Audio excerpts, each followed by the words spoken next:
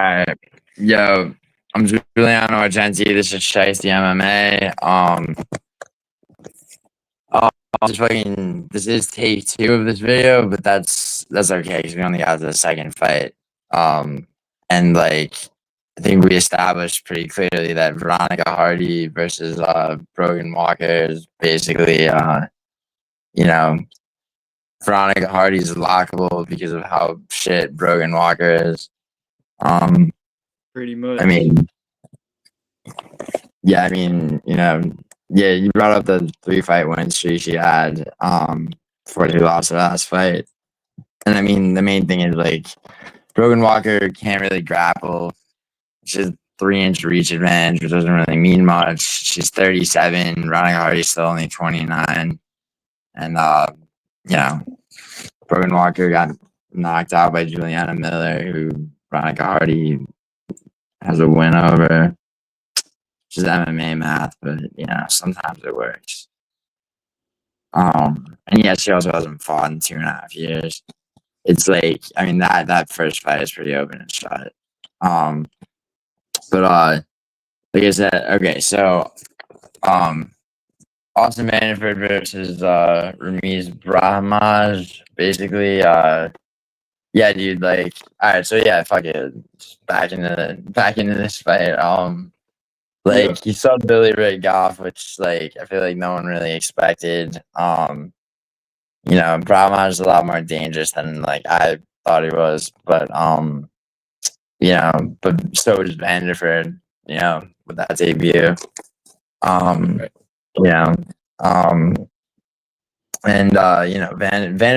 like, so there's something, he's got like an aggression to him that's very, like, relentless is like the word that comes to mind. I think, and I think they kind of both fight in a similar way. If that makes sense, but like, which might, like, if you remember, recently Ivo Aslan fought, what was his name? Ivo Aslan lost, like, embarrassingly to Billy Elikana, I think, because like they were both, they like it was, that was like the worst fight in at least a few months, like, because basically, he was just getting outpointed, they were both kind of being tentative. Like, I mean, you think that I don't know if I see like a danger of that, even though like these two have a kind of stylistically similar approach. Because I mean, I feel like Vanderford game planned really well. I feel like against Veretennikov, and like, this is only his second fight. He is 3 years older, but like, those 3 years, 35 and 32, aren't crazy. Right. Yeah, he also strikes really fast, and a lot of output. What do you did he miss weight though? He did, didn't he? Yeah, he missed weight by 3 pounds in his debut. Vanderford did? Yeah, in his debut, which is his only UFC. But yeah, I mean, he also, he has a 1, but he spent the whole first round dominating the dude on the ground, and took him to the ground in the second, and, basically just finished him by ground and pound. I don't know if 3 extra pounds, was, necessarily the reason. Yeah. Yeah, that leads into what I wanted to say. I feel like he has like a very big and strong frame for the division because he used to fight at middleweight.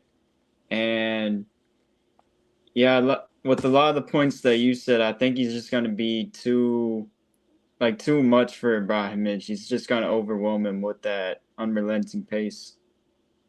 Yeah. You think?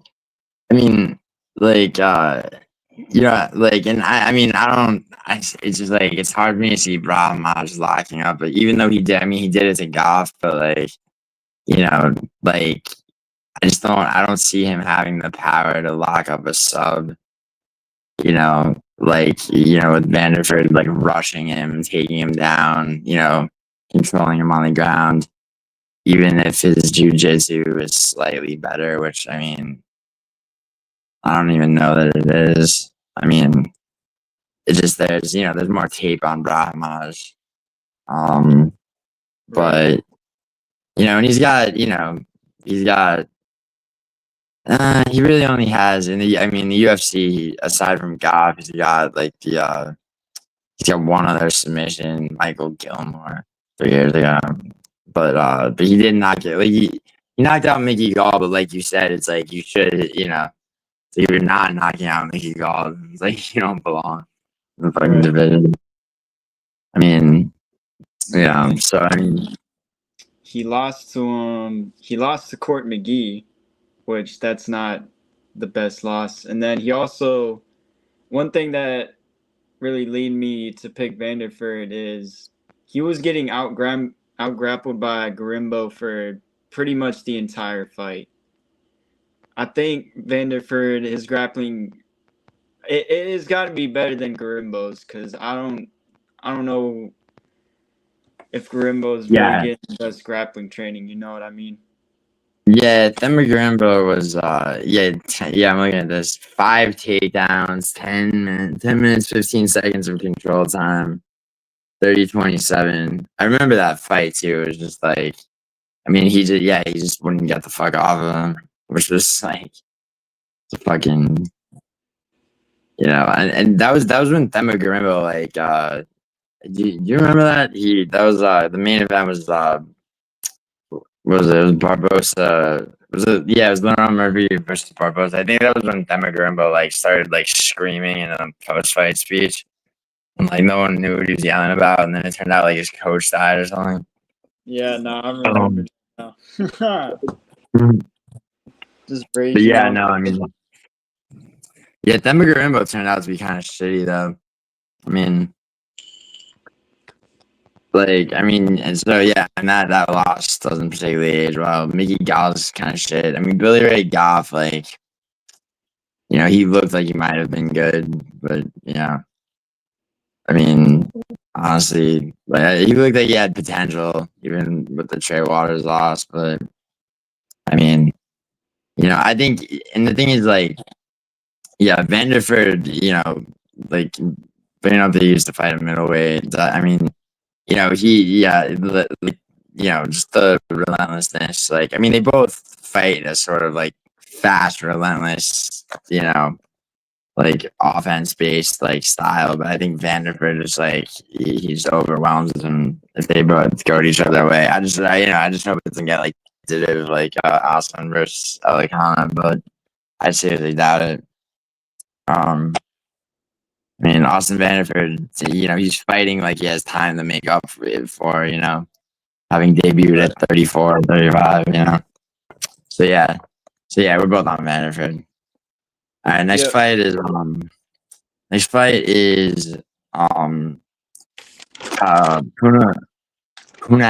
Soriano versus Nikolay Veretennikov. So Veretennikov actually I don't know why he's off the card, because it was his debut also where Vanderford finished him in the second round. He's had one other fight since then, which was on 318, right? Or wait, no, he had debuted against Danny Barlow and lost by split decision, and then lost to Veretennikov. Got finished by Veretennikov. And Francisco Prado, Francisco Prado, who's significantly smaller than him, took him to a split decision on the goddamn BMF belt card. That was the corrupt something corrupt happened with fucking Roman Kopylov and Paulo Costa in that card, but whatever. Because I mean, that was some bullshit.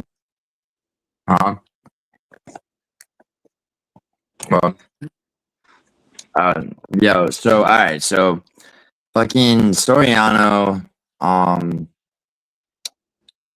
But see, what? Yeah. I mean, what do you think? What do you think of this fight? Right? Because I mean, Soriano's had some like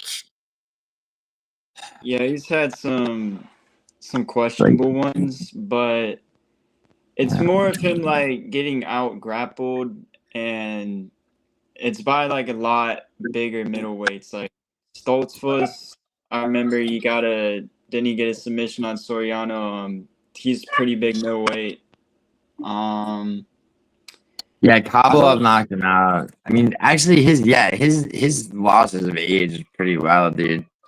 I mean, yeah, Brendan Allen he lost to Brendan Allen by decision.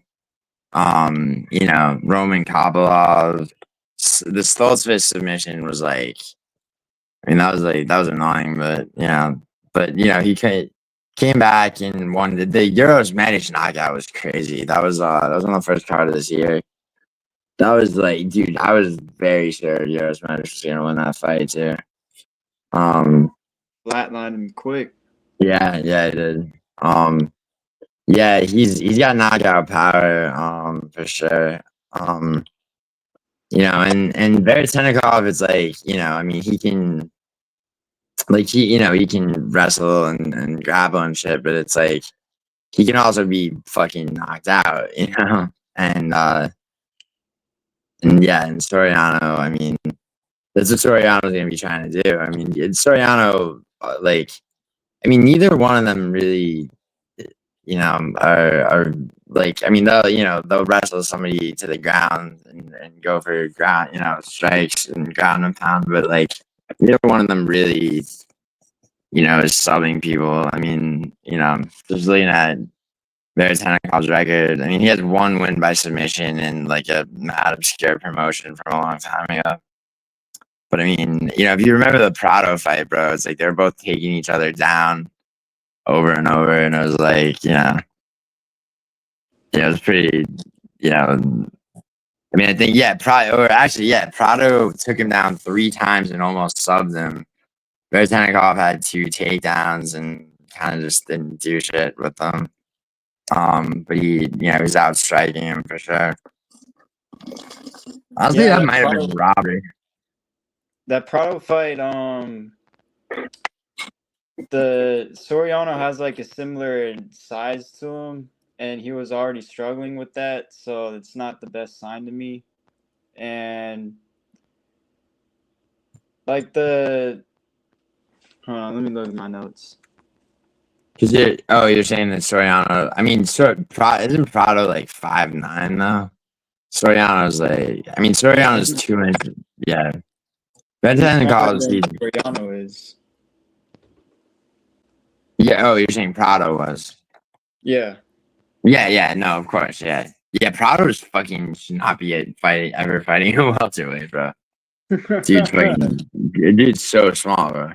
And he's not like, he doesn't have he's not like, he's not like Torres or Spinney where he's like short as fuck for the division, but just weird that he would ever want to fight that high. But like, I mean, Soriano's 5'11". I mean, Veretennikov's 6'1", but he's like, he's they're kind of. I mean, Soriano's built like, I mean, he's got more of a sturdier build. I think he has a lot of he's a lot more snap in his fucking strikes too. You know, I think because Veretennikov, I mean, he's not the worst striker, but he doesn't. He's kind of Veretenikov's kind of just mediocre to be honest, right? Like, Yeah, he's just kind of mid. And one thing I noticed about his style is he's very heavy on his back foot, and like he'll be yeah, having his head up in the air. That just reeks of a Soriano KO to me. that's a good point. I mean, especially, I mean, there's that. There's a takedown threat, too. But well, see, the thing in the Stoltzfus fight when Soriano got subbed was I mean, it was him that took Stoltzfus to the ground, and then if I remember correctly, Stoltzfus scrambled. He either scrambled out of it or he got to. Yeah, I think he got around and took it back, but and got a rear naked choke. Yeah, yeah. But that was a big ass upset. I mean, that's not like if Veretennikov wanted to, he couldn't, Soriano just somehow found himself in that position. Like Veretennikov's not the guy to like see that opening. And Right. Soriano's been fighting a lot more clean since that loss, especially in his last fight. I mean, flatlining Euros Medic in 31 seconds is pretty. I mean, that's impressive for sure. I mean, so yeah, Soriano, dude. So we're both on Soriano. All right, this next fight, dude. Patchy mix versus Jakub Wiklacz, I guess you pronounce it. Like, I'm gonna let you start this, because I want Patchy Mix to lose, but I don't think you. Yeah, I don't think so either. Wiklacz, he's decent. He's from KSW, but I'll keep it real. He was not even like he's not someone that I've had like at the top of my prospect radar from that whole European scene.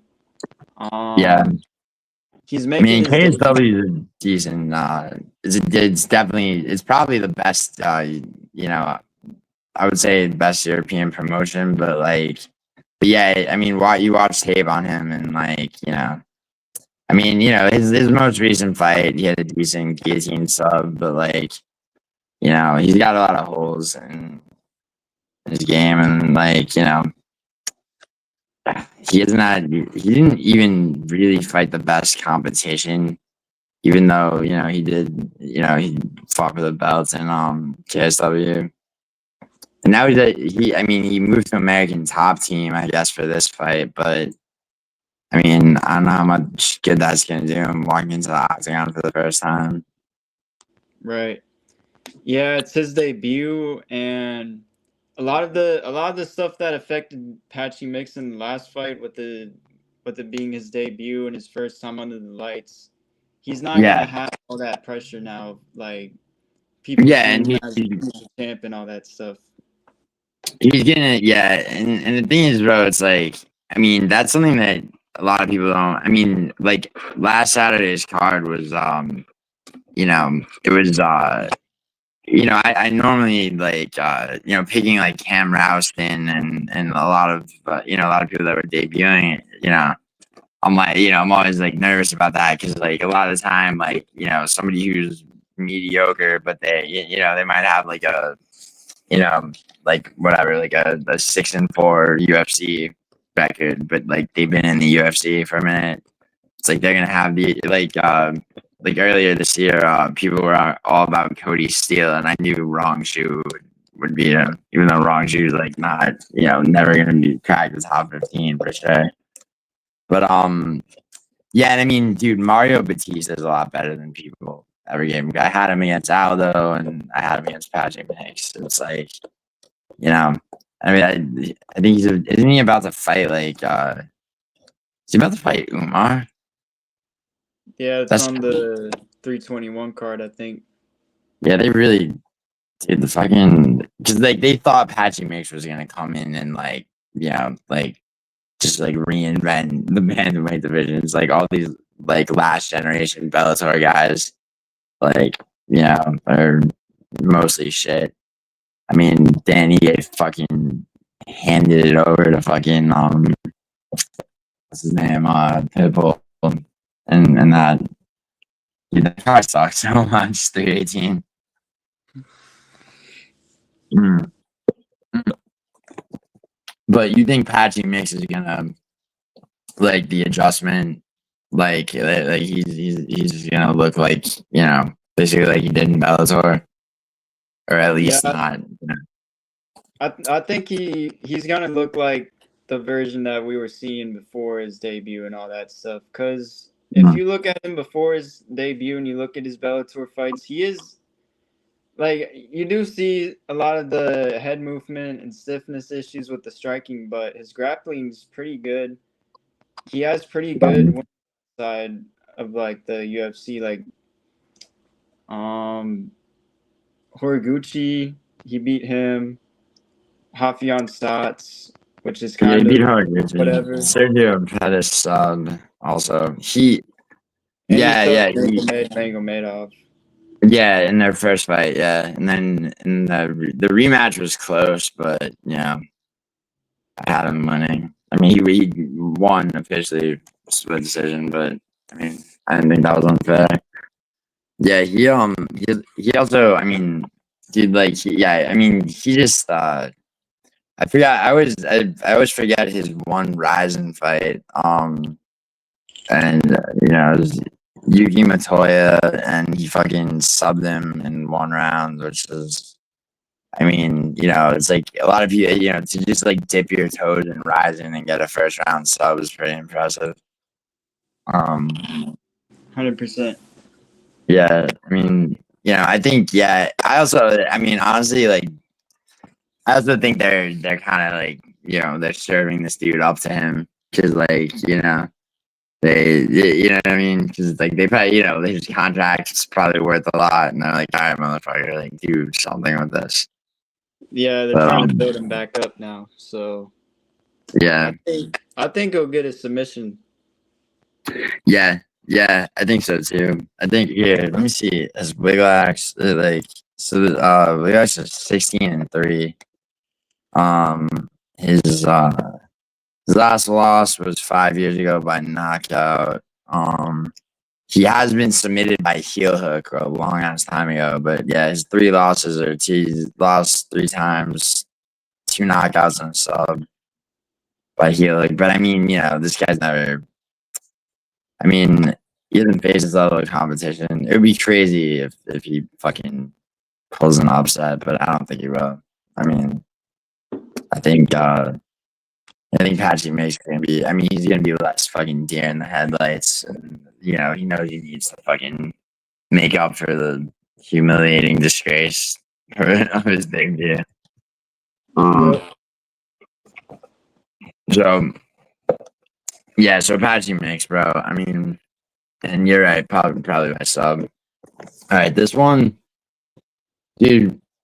What do you think? Okay, so Macy Chiasson versus Yana Santos.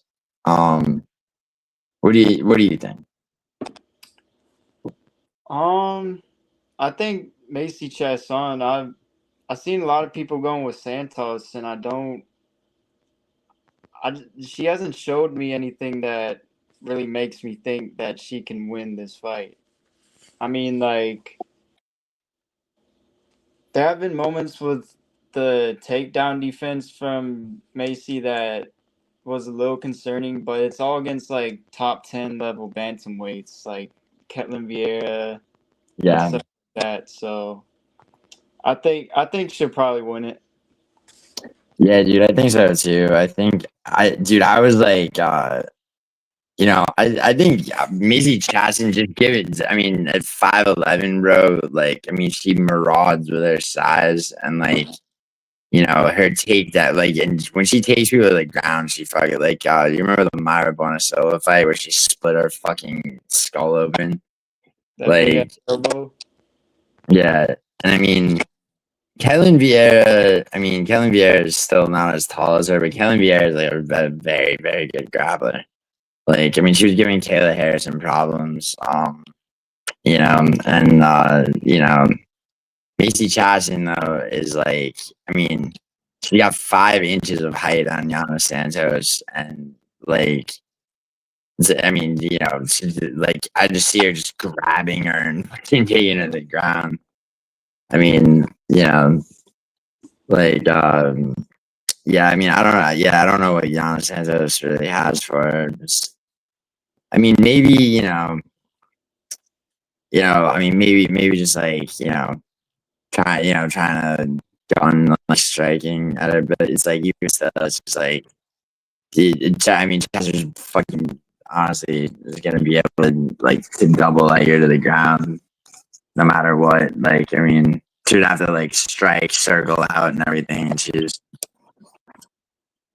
Yeah, it's probably just gonna be a grapple fest from Chiasson. yeah. Yeah, I hope she's just honestly like something about Yana Santos irritates me. I hope she gets really severely injured in this. I mean, what was it? Was it the fucking what? The last fight? Oh yeah, it was Sanheed and Figueiredo. Where she fought Misha Tate. Trying to remember. Yeah, it was a mad irritating fight. I hated it. Misha Tate. It's like Misha Tate had a whole round of like, she took her down, almost subbed her. And then Yana Santos, like, just like it was just like a strike flurry for like 2 seconds. I think at the end of the third, they gave it to her 29-28. But yeah, she point fights a lot. Now that I'm thinking about it, and I mean, she got knocked out by Irene Aldana. Lost to Holly Holm only 2 years ago. So we're talking about like grandma Holly Holm. Split decision loss to Carol Rosa. And then she did 2-fight win streak, Chelsea Chandler and Misha Tate, barely. You know. Yeah, I mean, she did beat Kellen Vieira by decision, but that was 4 years ago. Stolyarenko 5 years ago. Knocked out by Aspen Ladd, knocked out by Cyborg. I mean, yeah, dude, like, yeah, fuck Yana Santos. Yeah, Yana Santos was getting killed. She getting murdered. Macy Chiasson fucking fights for the belt soon. Maybe. If anyone beats Kayla Harrison, it's probably not Macy Chiasson, but maybe. I mean because like she can sub. I mean, she's got the first round sub. It's Kianzad who like isn't that good, but Myra Bonacilla fought for the belts, and and yeah, like I mean that was I mean like Raquel Pennington did not look nearly as good against her as Macy Chiasson. Fucking doctor stoppage because her exposed brain. So yeah, dude. Yeah, Macy Chiasson for sure. Now, this next fight makes me so happy because originally Ateba Gautier was gonna fight Ozzy Diaz, and Ozzy Diaz decided that he wanted to live, so he fucking faked an injury or some shit. And Ateba Gautier is like, I mean, there's a lot of guys at middleweight, bro, that like, I feel like deserve ranked opponents. Bruno Ferreira, like, kind of comes to mind, like, and Ateba Gautier, like, it's like, yeah, it's like I mean, Jose Daniel Medina was, Zachary Reese couldn't finish him, and Gautier finished him in a round. Valentine was fucking just, yeah, he didn't have a fucking chance, bro. Like, the way this dude is built is insane.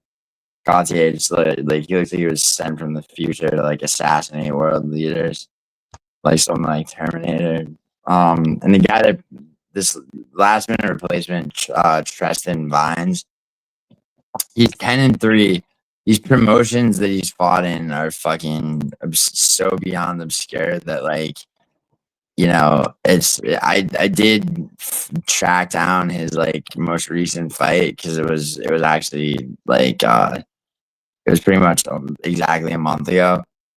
And he did knock the dude out in the first round, but like I mean he's never he's never gonna be able to prepare for anything like a Ateba Gautier. Yeah, less than a week's notice. Yeah, this poor bastard. I mean, at least he gets. I mean, he gets signed to the UFC, right? But like, and I mean, what he's got? So he's 10-3. So 13 professional fights. Gautier's 8-1. I mean, Gautier has 4 less fights, but he's also 6 years younger. He's also huge, bro, for the division. He's 6'4", 81 in 81-inch reach at middleweight. Like, Yeah, his build's yeah. crazy. His build is insane, bro. Like, look at him. Like, picture like Izzy next to him. Like, you know what I mean? It's like same height, right? Like, I think maybe an inch of reach on Izzy, but like this dude is just, this dude. This guy's genetically built to like just fucking kill people with his bare hands. And like, I mean, I think he, like, once they give him a ranked opponent, he makes his way up the rankings probably. I mean, middleweight's pretty exciting right now, to be honest. Yep. A lot of movement.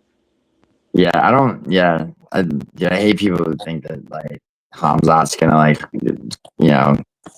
like there won't be. It's like, oh, we're gonna only get a middleweight championship fight once every 3 years. Like the dude was sick a couple of times. Like, I mean, I think he's ready. But anyway, dude. So I mean that's the biggest lock on the card, right? Gautier. Gotta be. I mean, even before the opponent change, I still had him as. Oh yeah. Fuck is Ozzy Diaz gonna do? That was already a layup. Yeah. I mean, after this, like, hopefully he gets. I mean, has he fought? Yeah, both of his fights have been his. So he'll have fought 3 times this year, right? Yeah, March, July. Yeah, he'll be Yeah, this will be 3 fights in a year. Maybe he gets another one in, even. But anyway, Ateba Gautier, like, obviously the biggest lock in the card, but like still, I mean, it's like how is he gonna knock him out? It's like, is he gonna yeah. But all right, so this next fight, dude, this next fight's like kind of tricky, but what do you think? I'm talking about Daniel Santos versus Joosang you. Yeah, I mean, I was going back and forth on it for a minute, but I think you is gonna get it. Santos, he had this like. I remember coming in, everyone was like, "This is the 135 Oliveira and all this stuff." And if you look at his style, he's someone that he would take a lot of punishment, right? That's something that you can't be doing against a good counter striker like Joosang Yu. And I feel like the opportunity for you to just hit a mean counter shot on him and put him out are pretty high. But Santos, if he could expose the takedown defense of you somehow and then do that, but I just don't see it happening. Mm-hmm. You think you think you think he's got like a hole in his game with takedown defense and grappling overall? I mean, not that I've seen, but Santos is pretty good grappling from what I remember, and he did. he looks better in each fight, but he's so inactive. I don't rate that activity. Yeah, definitely. I mean, I definitely agree with that. I mean, you debuted against Yakasari, knocked him out in 28 seconds in the second O'Malley Marab on the second O'Malley Marab card, right? And I mean, they're the same height, 5'7", 4 inches of reach advantage on you, which does probably matter because I mean, this dude's output is crazy, actually. His I'm just looking at like stats. It's 12.86 significant strikes landed per minute, 75% accuracy. Yeah, it's just fucking. And I mean, also, it's like you're talking about the counter striking. I mean, Santos has a reach disadvantage. I mean, Santos was also knocked, or no, he did knock out Castaneda in his second UFC fight. He lost his debut to Julio Arce. Yeah, and Julio Arce just outstruck the fuck out of him. Like, and Santos shot takedowns, didn't get either, and damn, 127 significant strikes to 49, 30-27. That was his debut. I mean, you're saying he's looked better with every fight. I mean, he knocked out John Castaneda. His last fight was on the Bilal JDM card. Trying to remember. He fought. Who the fuck did he fight? Oh yeah, he fought Zhang Young Lee. Yeah, this was I remember this. Yeah, he spammed takedowns, 6 takedowns, 6 minutes of control time. Did he attempt any? Yeah, I mean, yeah, I'm sure he did, but I mean, yeah, on the feet, Santos he's not. I mean, he's not great on the feet. Like, I mean, I'm trying to remember how he. Oh yeah, he hit. Okay, so he hit Castaneda with a knee, and Castaneda had already put him on the ground though, and Castaneda had taken him down as well. I think Castaneda was winning that fight, and got caught, but yeah, dude, I think also Santos has fought like weight wise. I like the Castaneda fight was the catweight fight.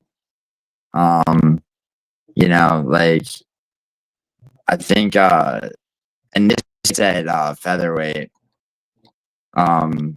Yeah. Which like I don't know if that makes a difference at all or if it favors one or the other, but I still don't think you is gonna lose. I think, I just think he has too much power. And he strikes so like I mean, dude, his output is crazy. And his output and accuracy are fucking like I mean that's gotta be I mean, what is Joshua Van's? Isn't like his thing like, most significant strikes per minute? Something like that. Yeah, I don't know, whatever. Use fuck it, when he's a slight underdog, but that's only because probably just he's debuted, but yeah, I mean he debuted pretty spectacularly. But Yakasari is a scrub, but even still, I mean he's undefeated too. And honestly, like his competition before, even though like I mean ZFN like kind of an obscure Japanese promotion, but his opponent before his UFC debut was a 10-4 opponent. So it's not like he was fighting cans, Before that, he fought an 18-6 Brazilian. Like, dude's no joke. Yeah, and he's how old is he? Yeah, he's 31. Santos is 30. Yeah, dude, I'm on you for. I mean, fucking no Diddy is fucking orange guy, I would say. Yeah, no, I'm on him as well. I think he could get a first round knockout. What you think? Yeah, I think so too. I think he's I think he looks. I mean, I think that's how he fights, dude. But he's very, and he's not stupid about it either. He doesn't overcommit. He just, he just strikes really hard and fast. It's like, I mean, if he keeps finishing people and gets a higher level of competition, maybe it'll come out that he's got like a cardio issue. If somebody takes him further into the fight, but I don't think it's going to be Santos. Yeah, me Um, neither. all right. All right, all right, so Chris Gutierrez versus Farid Basharat. I never thought Chris Gutierrez was that good, bro. And this is the good Basharat brother. But Yeah. what do you think? Gutierrez, he hasn't really looked that great in his last few fights. What was it? That Song Yidong fight, he was just controlling the pace, taking Gutierrez down whenever he wanted to, just pretty Yeah, much did whatever he wanted. I actually, the funny thing is, I picked Gutierrez at first because I thought he was fighting the other brother, Javid, but oh then yeah, that's what I'm saying. It was like it's the good Basharat brother. Yeah, yeah, yeah, I think Farid, he's very good at controlling controlling the fight and the pace of it, and he's a very good grappler. He's good at implementing his takedowns. He has good wins too. He beat Victor Hugo in his last one. I know he yeah, has Blackshear on his record too. He's yeah, undefeated as well, isn't he? he is undefeated. They're both undefeated until the other one got knocked out by Ricky Simone. This is weird. That's fucking weird, bro. But yeah, like so yeah, Farid Basharat, he did beat Damon Blackshear, which was impressive for sure. He's got a sub over fucking Clayton Rodriguez, who hasn't fought since last year. I mean, that dude. Yeah, I mean that dude's kind of a can, but he beat Taylor Lopoulos, he beat Victor Hugo. He and dude, he debuted against Damon Blackshear and won. Um, I mean, yeah, I'm trying, yeah. How close was that fight? 29-28. So he outstruck him. He took him down 3 times to the one takedown that Blackshear got. Controlled him for a good while. Yeah, Blackshear had the one round, I think, because that was the Jones Cyril Gane fight. Or Jones Cyril Gane card. I mean, yeah, Blackshear took him down and tried to sub him, and that was a round that he got. But yeah, I mean, that was his debut. I mean, he against Loblis. Loblis is in PFL. Um, yeah, 30-27, just outstriking him. 5 takedowns, 7 minutes of control time. The Victor Hugo fight. Was that? I'm trying to remember if that was close. I don't think so. Um, no, 30-27. A couple of judges gave Victor Hugo, and 2 judges gave Victor Hugo a round. But yeah, again, 4 takedowns, almost 5 minutes. But yeah, this dude. Gutierrez is like, I feel like, I don't know. I mean, Gutierrez isn't the best. He's not really the best at anything, honestly. But like, I like that fight that you just had against John Castaneda was so close. Like, Right. I mean, and I mean, they gave him a main event against Song Yadong, and then he didn't get finished, but he might as well have. I mean, Quang Lee. I mean, someone who just did. Quang Lee just got knocked out in the first round by a guy debuting. It was a decision win for Gutierrez. He's been around for a while in the UFC. I mean, yeah, like, did he? Oh yeah, he's the one that he knocked out Frankie Edgar. Frankie Edgar announced his retirement before that fight. Yeah, but then and then he lost to Pedro Muniz. I mean, I'm trying to look. I mean, he fought Cody Durden to a draw 5 years ago. Knocked out Vince Morales 5 years ago. Raymond Barcelos subbed him on the Ultimate Fighter finale. But yeah, dude, like, yeah, his wins are mostly, you know, like unremarkable, and I think for Basharat, just like, I mean, he knows how to fucking, he knows how to win fights. He's and not in like an Ian Gary like kind of bitch made point fighting way necessarily, although maybe a little bit. But I mean, regardless, I still think he wins. This fight's at bantamweight, and Gutierrez is going to be. Because Gutierrez fought his last fight at 145, and then Basharat missed weight by a pound in his last fight. What how many weight misses there are going to be on this card? What if fucking bro? What if Marab or Ankalaev miss weight? And Dude, it's the vacant title. You remember when that happened to Charles Oliveira? Like, and it was a half pound, bro. It's so shitty. yeah, that whole situation was fucking bullshit, bro.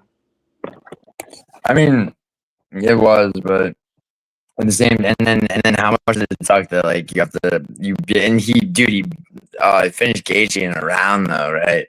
And so like next fight he's got to go win his belt back that he never really lost. But then and then it fucking that's when Islam Makhachev comes in. Fucking yeah. I mean Charles Oliveira has been yeah, and Gamrot's probably gonna beat him. But anyway, that's there's a whole ass card in between now and then. All right, so you got Basharat. Yep. Yeah, I think Nice. unanimous decision. Yeah, me too. All right, so Edmen Shahbazyan versus Andre Muniz. What do you think? Muniz has decent-ish grappling, but he makes a lot of like fight IQ mistakes while rolling on the ground. I remember that from his Allen fight. He was just making dumb moves on the ground. So I don't think his fight IQ is the highest. No. And Edmen Shahbazyan's decent. He got subbed by Mearshart, and then he's had some issues with the ground, but not that it would make me think that Muniz is just going to go out there and just first round steamroll sub him or something like that. And Yeah, Edmen, he has pretty good KO power. I think, yeah, he does. yeah, I think he's gonna be able to just sting Muniz pretty bad. Yeah, I mean, yeah, he knocked out Dylan because like kind of shit, but like also, I mean, dude, Andre Muniz. I mean, he got knocked out by Aliskerov earlier this year, and like he won a split decision, but he got knocked out by Paul Craig 2 years ago, which was pretty fucking honestly pretty fucking pathetic. Um, Yeah. like I mean, just Paul. That's far past Craig's prime.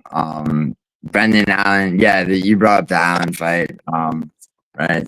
Yeah. Like, yeah. I mean, Allen just kind of. I mean, didn't Allen just kind of be? I mean, that looked like. That was basically like. What Sean Brady versus Gaslam, where it was just like total control, and then by the 30 seconds left in the third round, and then finally gets the sub. It's like, how do you go home to your kids after another man just fucking subjugated you like that? I mean, he started off like coming in, yeah, contender series, and then finally contender series twice. Yeah, so he won his debut, and then he had three fight submission streak, including Eric Anders. And then he beat Uriah Hall by decision. And then Brendan Allen subbed him. Paul Craig knocked him out. Won a split decision against Junior Park, and then hadn't fought for a year and a half. And then this April, Aliskerov knocked him out in 1 round. So I mean, his chin's definitely dusted. Shahbazyan has knockout power. I also think, dude, like Shahbazyan's better than. I mean, people like he's only 27. It's like his losses are definitely respectable. I mean, Amavov, Anthony Hernandez, and and Mirashard subbing him, which is like, I mean, that's not a terrible loss. Um, he knocked out AJ Dobson, who's pretty shit, but like still, I mean, he knocked out Dylan Budka. He just beat Petrovsky. Um, let's see. Yeah, he knocked out Brad Tavares actually early on. Sub Zach Marshman. Yeah, he's got. Yeah, I forgot about like a lot of these early fights. Yeah, dude, I think Shahbazyan's like. I don't know if he necessarily improves with every fight. I think he might be. I mean, we'll see. I mean, yeah, it depends on the quality of his opponent. I think Andre Muniz is kind of fucking. I mean, he's 8 years older at 35, and I mean, he's kind of been through the ringer at this point. Like, almost like middleweight Bruno Silva, who like got carried out on a stretcher after a fucking Marc Andre Barrio fight. Like, I don't really rate Andre Muniz. So yeah, dude. I mean, I'm on Shahbazyan for this. Yep, me too. Probably by knockout. All right, nice. All right, so main card. This fight is this first main card fight is like it's like it should be easy. So Joe Pyfer versus Bruce Magomedov. Like, I mean, I just want to say, dude, like the Gastelum fight made it seem like Piper's like lateral movement, and like, it has gotten basically worse since the Hermanson fight. But honestly, I don't know, dude. I think Piper was like he was just trying to be the guy, the first guy to knock out Gastelum. I mean, he he just seemed disappointed in himself after that fight. But he was just trying to load up the right straight for the most part. Like, and yeah, man. Like, I don't know. I mean, he does have a submission win in the UFC, and he does train with Sean Brady. It's like, I mean, he's definitely capable of of at least a lateral movement. Although it's like you wouldn't know from his last fight, but still, I mean, he knocked out Barrio. He knocked out. I mean, well, he knocked out Mearshard is before Mearshard could take him to the ground. Um, but yeah, what do you think? Actually, because I mean, Yeah, I mean, I was going back and forth because that win over Bruno Ferreira, it showed that like if you fumble it like Abus can, he can still get something off even if you've dropped him and hurt him. But I feel like even with there's a lot of like striking fundamentals that I see like Pyfer kind of lacking in, but I don't see it Abus being the one to expose that. yeah, he has a good first round, and then after that, you always see the cardio issues with Abus, and then that's definitely true. with the pace that Pyfer's gonna push on him, I can just see him gassing as usual, and then in the second, maybe the third round, I see Pyfer. He can just get a TKO on him while he's gassed Yeah, out. I agree with that. I mean, yeah, Boots debuted and knocked out Stoltzfus really fast. Like, and so they immediately put him up against Sean Strickland, and Strickland. I actually really like that fight because, like, Strickland literally, like, you literally just let a Boots just like empty the gas tank on him, and Strickland barely even blocked. You know, and Abu's just like throwing like kicks as hard as he can and just like hitting him with everything he can. And so technically won the first round. And Strickland just like, he's like, all right, I know everything this person's capable of. And then just comes out in the second and fucking just, forward pressure, constant jabs, and winds up TKOing him.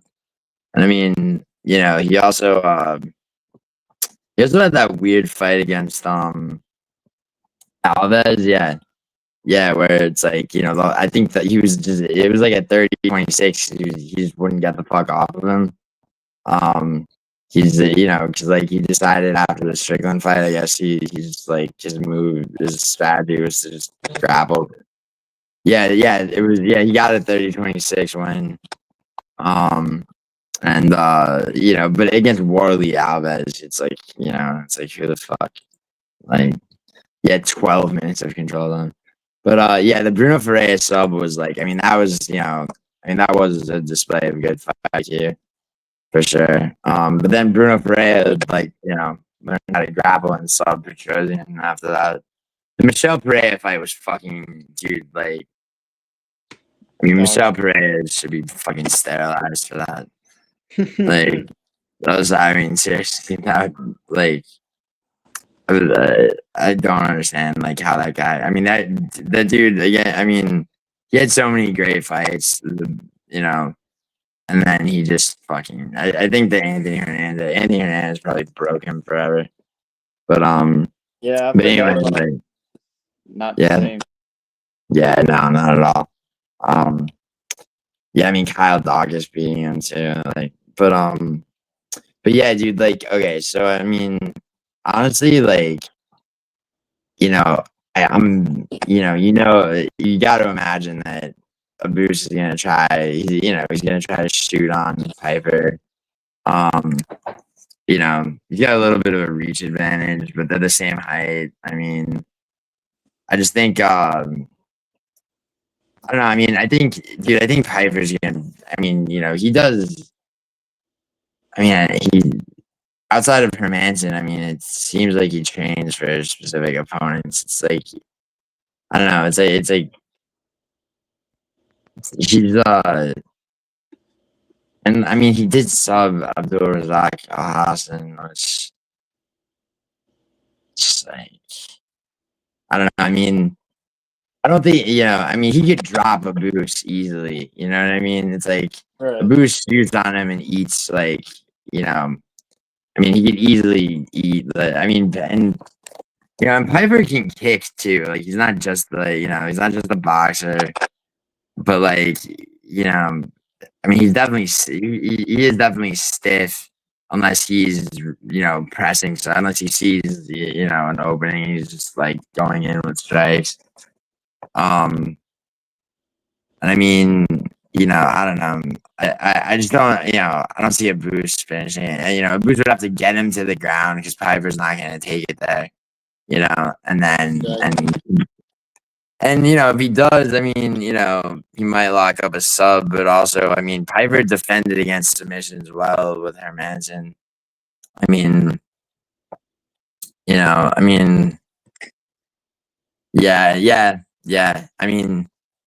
Dude, something about this fight is making me like, but it's like with Piper Gaslam, I was like, is Calvin Gaslam gonna win this fight? And Piper looked like, he looked kind of like shit, but like, he won. I don't know. And he's fighting in relatively soon. I think he's probably pushing for like, because like, dude, that the loss of Hermanson cost him probably a couple of years in terms of like, getting a shot at the rankings again. Yeah. So So yeah, dude. I mean, I think it's it's gonna be Pyfer by knockout. You know, Boost is too.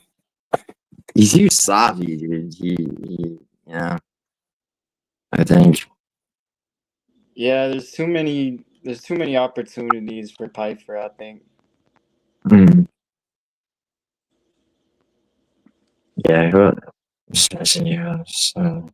Yeah, Kai. I mean, I guess Strickland's the only one to finish a Boost, huh?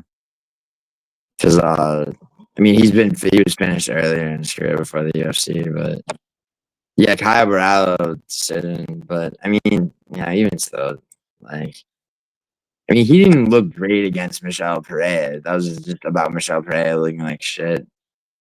Um, but yeah, dude, yeah, I mean, I'm gonna say Piper wins by by knockout, dude. Honestly, probably in the first, especially if the Boost is trying to shoot on him a lot, just gonna be like, "Fuck you, get away from me," and start swinging. Yeah, Um, I think first round as well. Pretty possible. so all right, so this fight, next fight on the main card is Josh Emmett versus Youssef Zalal, which is an interesting fight for sure. Um, you want to go ahead? Sure. Um, I can't see Emmett. He comes in with the same game plan every time. Come in and try to land that big overhand, and Yeah, I mean, I just saw it against Murphy, someone who can move good off the back foot. He's not going to land it on Zalal, I don't think. So when you take away Emmett's like only option of getting it to go how he wants, he starts getting all frustrated and stuff in the cage, and you saw it in the Murphy fight last time. And yeah, I think if the law keeps it on the feet, then that's pretty much how it'll go. But I think Zalal's ground game, he could definitely get a submission or a ground and pound stoppage over Emmett. I think hmm I think like the first round, he's just gonna be feeling it out, kind of similar to the Cater fight, and yeah. then the second round is where he's gonna try and get the takedowns going and try and implement that part of it. Mhm. I think that because like in the Murphy fight, Josh Emmett, I mean, he did get a few takedowns. Like, but Murphy did a great job of like, of just basically being out of the way of like the knockout strikes that Emmett was throwing. Um, but I mean, I'm just it's like if you remember, dude, like Yair subbed Josh Emmett with a triangle choke. And that was after Emmett took him to the ground. And Yair is not a grappler, really, you know? Exactly. So it's like, if Yair could sub Josh Emmett, right? I mean, Youssef Zalal, so like, Youssef Zalal had like a shitty first round of the UFC left. He comes back and he's like all performance bonus winning fights except for the most recent against Cater, and that was because, he fought on the feet the whole time.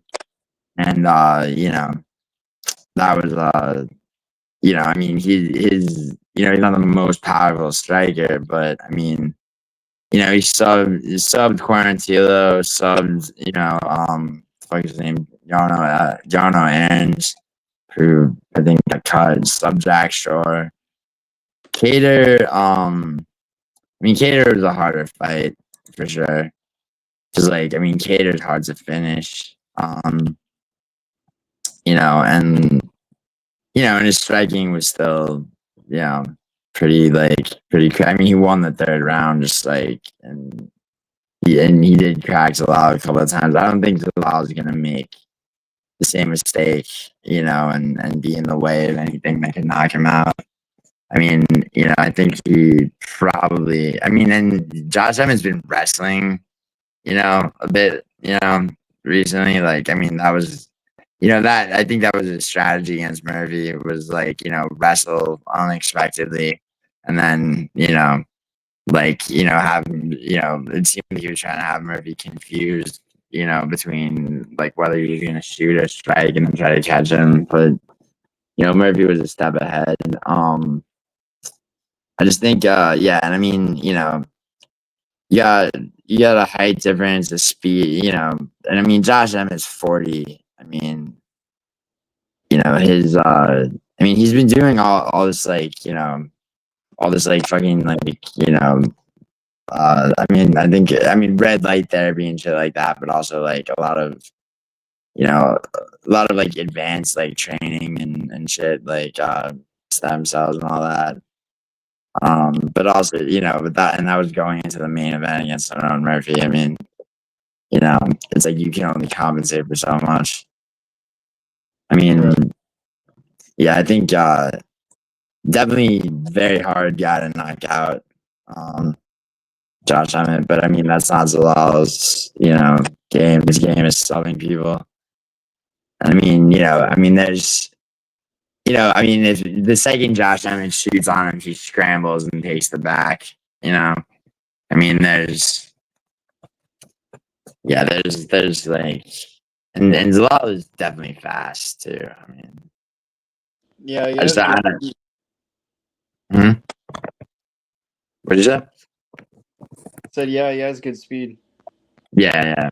I just, yeah, it's like, I just don't, I just don't see, I don't see him getting caught the way Mitchell did, which was, I mean, if you, like, if you like gone back and watched that fight, because it's like, if you think, it's like, or rather, if you look at like the way that like they were, the way that Bryce Mitchell was moving was like, he was. It's like they were circling each other, but really, really like it was moving in closer as they were circling, and like Mitchell had his guard completely down, and it was just yeah, it was, I mean, it was a low fight IQ move. I mean, I don't know, man. It's like I feel like Josh Emmett's best days are definitely behind him, and like you know, you kind of have to be, you kind of have to make a mistake to lose, because it's like even if Josh Emmett takes somebody to the ground, he's not subbing them. It's gonna be a ground and pound, right? Right. So as long as somebody knows how to work back to their feet, you know, like, they can clinch against the cage and so they break out of it, then go back to distance. And I mean, he's vulnerable to submissions. I mean, I think he's a lot of the lock, to be honest. I mean, he'd have to really fuck up. Yeah, I mean he exactly like you're saying. You'd have to make a big mistake for Emmett to capitalize on anything. And I saw Emmett. He was posting that he's gone through his hardest training camp yet with TJ Dillashaw, and that he's pushing his body to the absolute limits. And it's like every time that I see a fighter training like that, it never works out. So, Bro, he said the same thing going into the fucking Murphy fight, but he said, it was that like, he was, but the way he put it was like, he's the most prepared or whatever. But like, but that time it was like, he's like, yeah, I realized I hadn't been letting my body recover enough. It's like, okay, so your problem was not enough time for recovery, and now it's like, okay, now you're pushing yourself to your limit. And it's like, bro, you're 40 years old, bro. It's like you know, it's, it's almost like, it, I mean, it's not quite as like, kind of like sad as like when Tony Ferguson had fucking David Goggins, like, but like, it's just like, I mean, it's fucking Team Alpha Male and shit. Like, that's what, yeah, that's what I mean, it's a TJ Dillashaw, but isn't, yeah, Emmett's Team Alpha Male, no? I think so. Yeah, it is. What the fuck is Dillashaw? Dillashaw specifically. Where's the last? Yeah, and yeah, Zalal's Factory X Muay Thai. That's what I thought. Which and which is crazy because like I mean his dude Zalal used to be kind of like he kind of just used to have I don't know, he used to have like balance issues and shit like way back in his first UFC run. And he came back and now he's just like really slick grappler.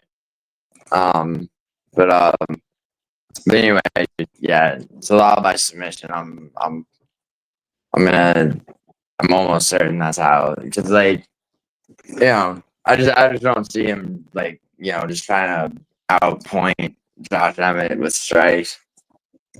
Yeah, Yeah, that'd be a pretty dumb game plan in my opinion. yeah, yeah. I mean that's how Cater could have finished him in the third round. Like in that fight. He probably he's not gonna want to do that. Right. This fight, dude, this fight I actually don't know. Like this next fight, which is of course Yuri Prohaska versus Khalil Rountree. Obviously I'm leaning Yuri, but I don't actually know for sure. What do you think? Yeah, this fight's like even right now I could see either of them pulling it off, but I think I'm gonna lean Yuri as well, just because the way that Khalil fights, he always needs like a dance partner that's gonna like let him work his fight. And Yuri, he's not. He's very just come at you, high pressure, high volume, and then I Yeah, think that's not gonna bode well for Khalil because he's just gonna be trying to get his reads and then trying to get himself started. But here he's not gonna like let him start. yeah, I get what you're saying. I think that also, I think so. They both, they have Jamal Hill in common, and I think Khalil. I mean, I picked Khalil to beat Jamal Hill because Jamal Hill is just not very technical, like at all, and Khalil is super technical. You know, so Khalil just like sort of like it's almost like like he almost like math equationed his way to a victory, against Jamal. Whereas Yuri, like the thing with Yuri, dude, is like he he has to, like in the Rakic fight, right? Like he was getting hit with a lot of leg kicks, right, in the first round. But honestly, he's a person. He's a fighter that, if this makes sense, he eats a lot of damage a lot of the time in the first round to then to then sort of figure out what kind of unorthodox weird fucking spinning back elbow type shit he can pull on somebody in the second. So it's like, all right, well, this guy got me with a calf kicks over here, I can't drop my guard on the right because I got wobbled by a left hook, so I'm gonna fucking go up the middle with a knee and then fucking spin and shit like that. Like very, very unorthodox, but in a way that yeah, and he adjusts in the moment very well. Um I think the thing one I mean, honestly, it's like the way that Pereira got him, both times, especially in the second fight was the same way that Pereira got Jamal Hill, yeah, but I mean, which basically, you can, and the same reason why Khalil was able to drop Pereira and actually, you know, give him the biggest run for his money to Long Alive beat him, which is Pereira has, he has a range at which he needs somebody to be, and he gets them there with calf kicks a lot of the time. Gets them there with calf kicks, jabs, and he's lining shit up perfectly. And Jamal Hill fell right into that fucking trap. The thing with Yuri is like Yuri's more like he moves a lot more and shit, but he's still in like at the right distance, for prey. It's like, Ankalaev, I feel like neutralized that by just being closer in. Everyone thought Ankalaev was gonna grapple a lot, but anyway, about Yuri versus Rountree, I think Rountree's very good with his guard. Like he's pretty defensively responsible. And his Muay Thai is really good, but also it's just like, what is he gonna do when Yuri's like hitting him? It's like spinning back elbow, like fucking, side kick to the body, like just constantly having him have to defend. Eventually, I mean, I think eventually Khalil just gets broken down. That's at least how I see it in my head. It's very difficult for me to see it's very difficult for me to see Khalil because it's like, what's he gonna do? Put him in a Muay Thai clinch and just throw knees, or like what? Yeah. It's like, how does Khalil win? Like, I don't know. It was like you had Khalil to beat Jamal, right? Yeah. Yeah. Yeah, I feel like Yuri's not gonna be as like flat-footed as Jamal Hill, and like you were saying, just the like the unorthodoxness of Yuri just throwing all that random shit at him. I feel like you could see Khalil have some success in the first round, similar to the Rakic fight, getting off some low kicks and stuff. Yeah. But I think Yuri's just gonna break him as it goes on and keeps progressing. Yeah. Yeah. And if you think about how Yuri fought Jamal Hill, it was kind of, it was, because dude, to be honest, dude, Jamal Hill was never that good, bro. Like, he was always kind of sloppy, like, when he won the belt off Glover was by then he was past his prime. Yuri subbed Glover to share in the 5th round of the share. Which is crazy. It's just like, and yeah, dude, it's like he does tend to, he'll give up a first round, and like, he is the type of fighter, he'll eat 4 shots to land 5, which is why, which is again, somebody like Pereira, you can't do that. But other than Pereira, like, he's been able to, to basically like let somebody else, fucking, he'll figure shit out by like, taking shots and then just like coming out with unexpected shit. Like, yeah, it's so hard for me to see Khalil winning with just like the very technical way that he fights. Like, yeah, yeah. Yeah, it's just like, I don't know, man. It's like when Khalil dropped Alex Pereira, like, I'm like, damn, son, like, this is, yeah. And I knew he was gonna be Jamal Hill because, Jamal Hill just, Hill just he wound up gassing out. He was lobbing right overhands and shit. Like, he was mad at him too at the end of that fight because he felt like Khalil had just like he's like, dude, why aren't you fucking like brawling with me? And Khalil's like, 'cause I'm trying to win. Like, which like, but not even in like a bitch made Ian Gary way where it's just like, distance, strike, circle out type shit.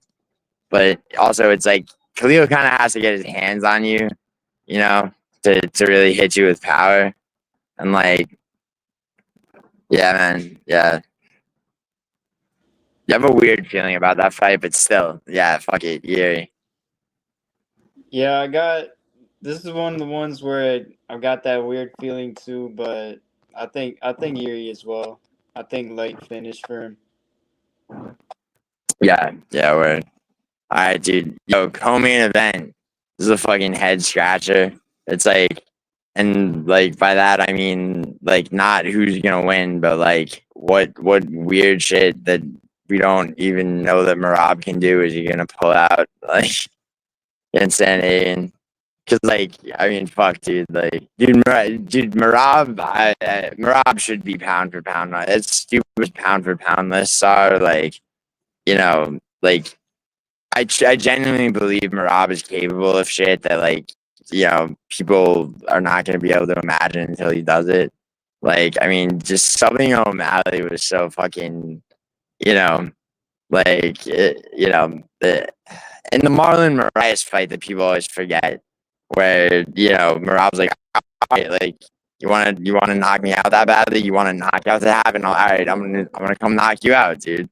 And like and him dusting off people's hair, carrying Henry Cejudo over his shoulder, like I mean the dude's just like it's like it's like a fucking Georgian version of like Rod Tag in his prime, like where he just take like a left hook, right hook, and just shake it off and go in on like and also it's like they really fucking they really tested him hard after he won the belt because 4-month turnaround. He's fighting Umar, who arguably was the only threat to him in the division.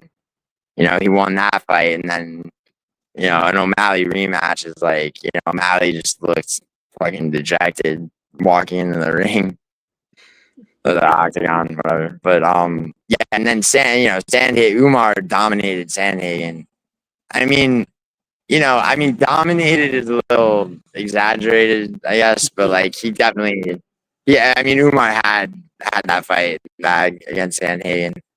I mean, Sandhagen looked good against Figueiredo. He looked really good against Figueiredo, but I mean, it's just Marab's just so much better everywhere.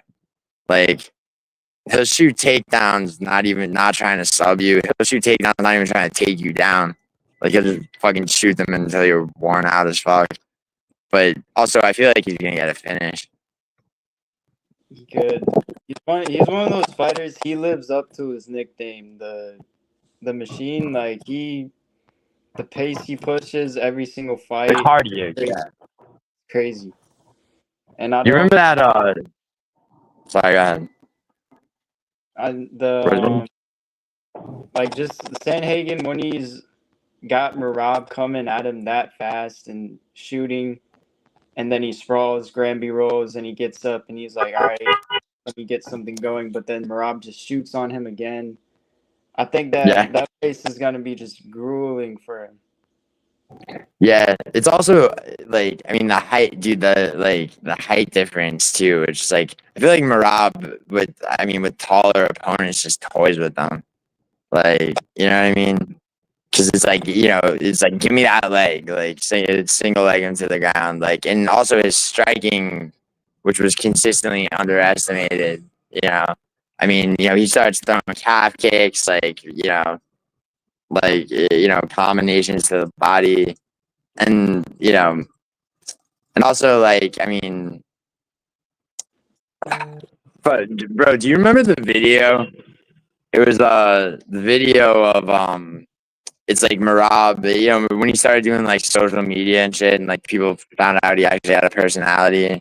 Like it was the one video where he's with these girls. He's like now watch me swim, and then he jumps in the fucking. It's like a quarter mile that he swims underwater. Like he's just the cardio. Vegas, right?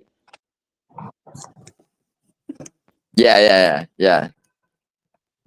And then fuck it. Yeah, dude. I mean, yeah, he's a fucking animal, dude.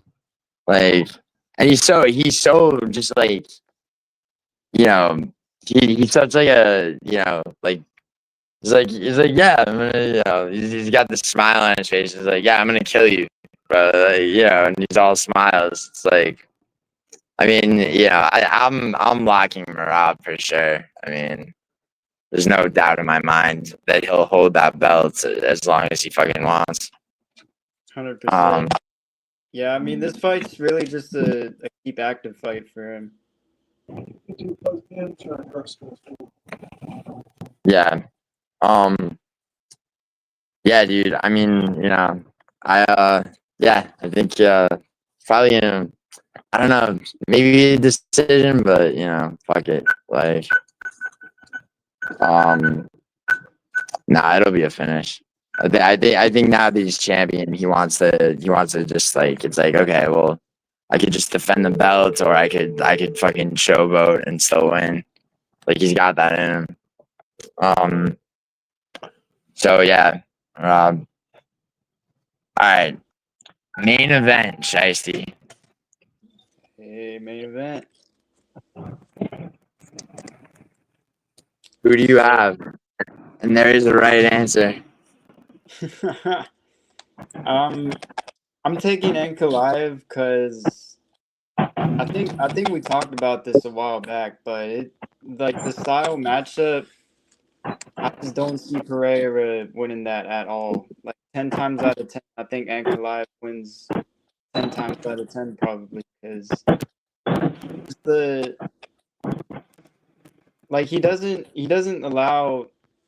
One thing is like he's a southpaw, so that doesn't allow Alex to get his leg kick game going, which is something that he relies heavily on. So Yeah, exactly.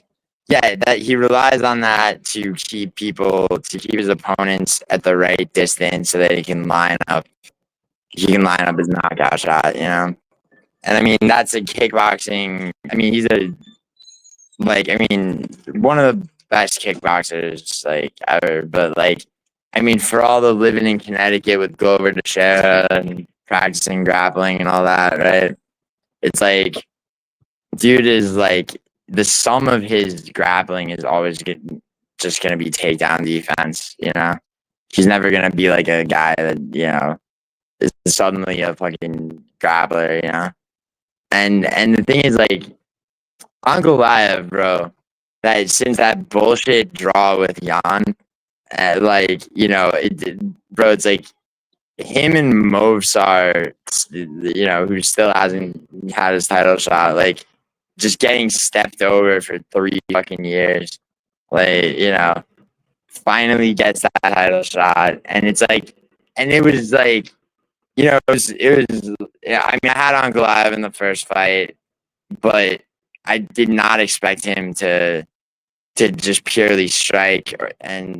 But like, and then it's like you rewatch that first fight, and it's like, oh shit, it's like all he did, he just figured out, it's like, okay, if I'm close enough to Pereira, he really can't put it together. And like, at the end, I think it was the end of the second round when he almost finished him. He had him wobbled, and like, and then the bell, but like, I mean, I think on this he gets a finish. I mean, Pereira at this point is 38. And like, and also it's just like, what is Pereira gonna do? Like, I mean, he could try to keep. I mean, he's gonna have to be on the back foot to try to keep Angola, at the right distance, and like, he doesn't. I mean, I'm trying to think of a time where Pereira has been backing up and been, because like, if you think about the first Yuri fight, Yuri was able to rush him against the cage, in the first round, land some elbows and shit. But yeah, dude. I mean, and Ankalaev, dude, Ankalaev has this thing too, where it's like, because I remember the Rakic fight going into the first Pereira fight, and people are talking about how, it's like, oh, he 29, 28 Rakic, like, how's he gonna beat Pereira? But like, if you think about it, like, it's almost if you remember John Jones's run at light heavyweight, there were so many opponents that where it's like, okay, Anthony Smith or Vincent Prue, right? Where it's like it's like Jones finished Gustafson, he finished Daniel Cormier, right? It's like, well, how's he not finishing, Anthony Smith? And it's just like because he didn't have to, he knew he could win. Like he just didn't feel like taking it out of himself. And it's like that's how Ankalaev fought Rakic. He's just like, all right, like I'll get this last win. Give me my fucking title shot that I've earned for 3 years. You know what I mean? Hell Like, yeah. I mean, I don't know. Yeah, I think he wins this, and like, maybe it's Yuri, that gets, a shot at him, or maybe it's Yuri versus Carlos Olberg for that shot. I don't know, but I mean, something about Ankalaev is, I mean, that Paul Craig fight, which was his debut in the fucking UFC and his only loss, literally tapped. I mean, it's like I went back and watched that fight, right? And it's literally the last at 4 minutes 59 seconds in the third round, and it's like it's somewhat questionable as to whether or not he tapped. Like, and that's his only loss. I mean, but but yeah, I mean, that's prime Paul Craig, grappler, and all that shit. Like, I mean, yeah, Pereira's fucked. I mean, he's gonna be in the favelas, alcoholic again. You know, Yeah, nah, dude. You remember what? Hank's in his prime right now, and Alex, he's going around sniffing Nina's drama's feet. Like, I just don't see the focus from him right now, and yeah. The training footage was pretty fucking laughable, dude. Also, dude, like, fuck, what was it? Goddamn, I was. Oh yeah, do you remember? Okay, do you remember? It was it was in what was it? It was in New Jersey, I think.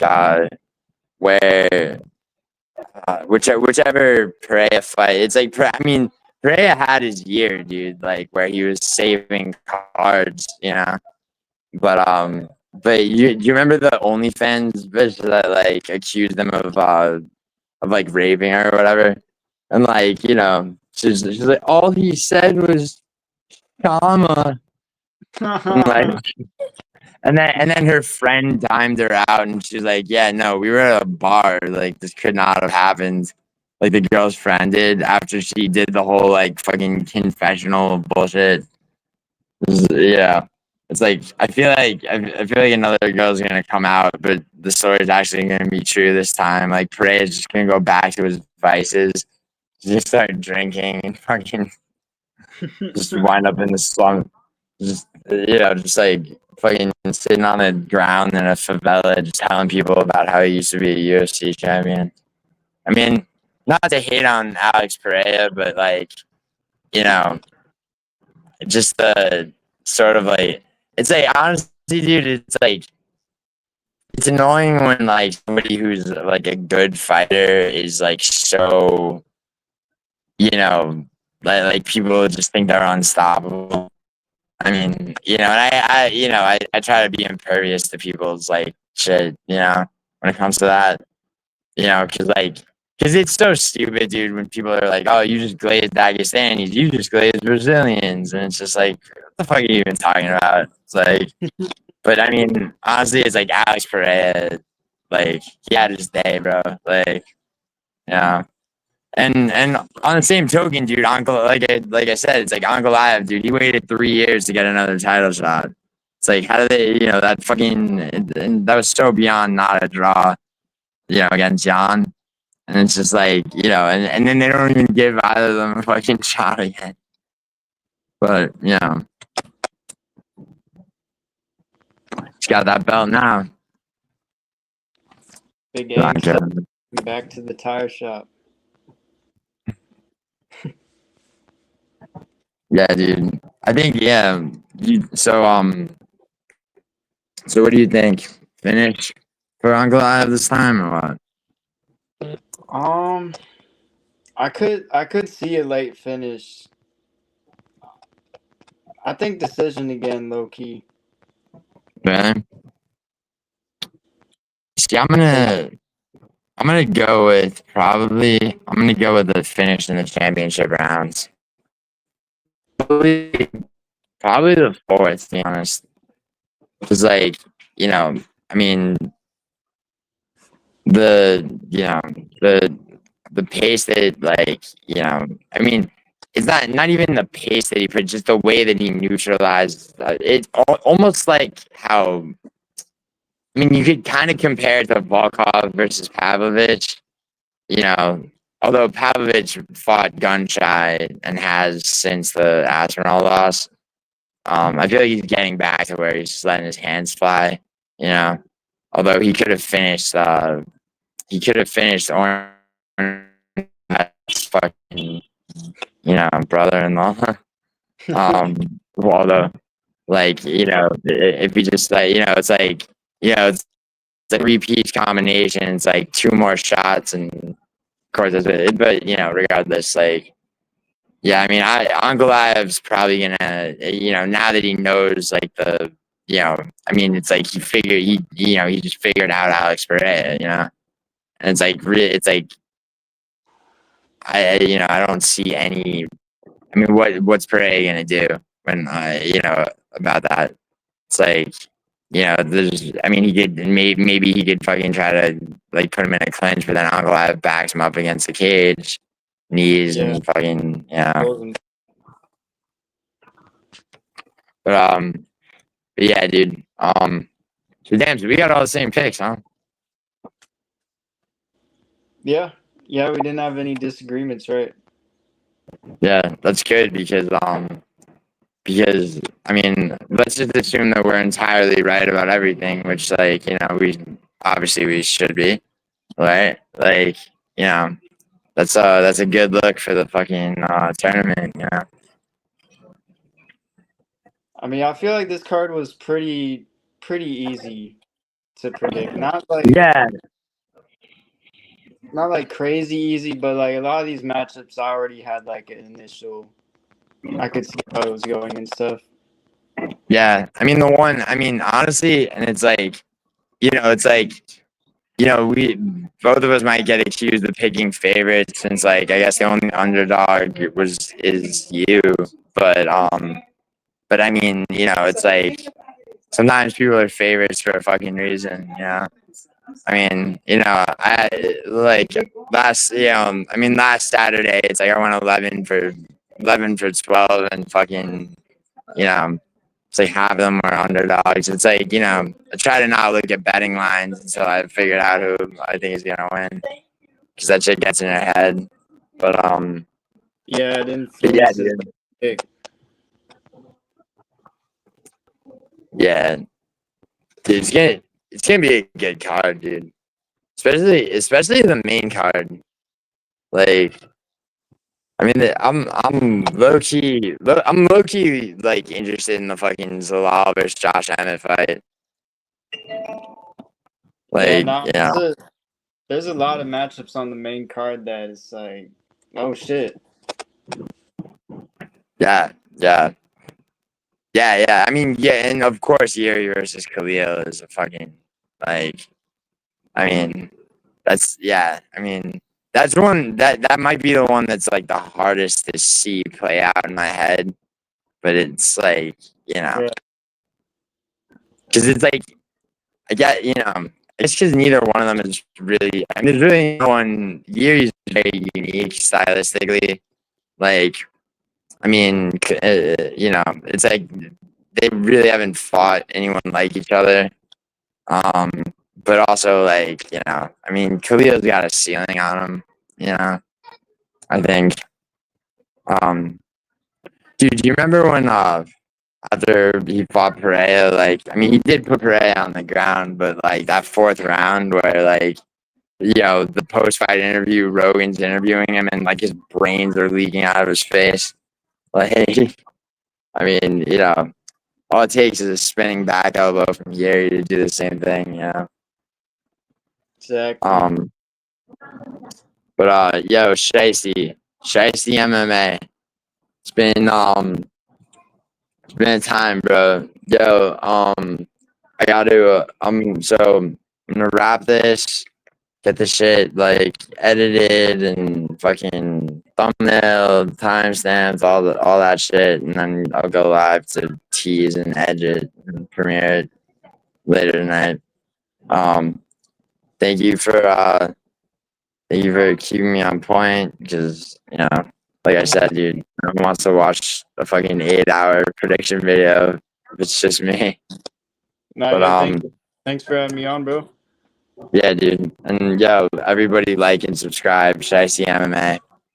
All right, bro. Take it easy. Yep. Peace out, bro.